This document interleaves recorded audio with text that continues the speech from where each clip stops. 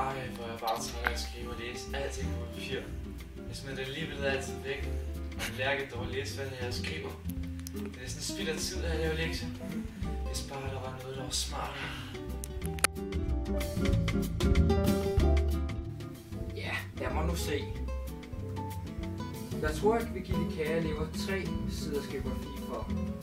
Det burde være overskueligt. Jeg har jo så meget at se til over lektierne. Jeg har hørt, Stine og Anne giver dem dobbelt så mange lektier for. Nej, jeg kan se, at min lærer har lagt lektier. Det er så smart med det nye system, hvor lærerne lægger vores lektier på en fælles side.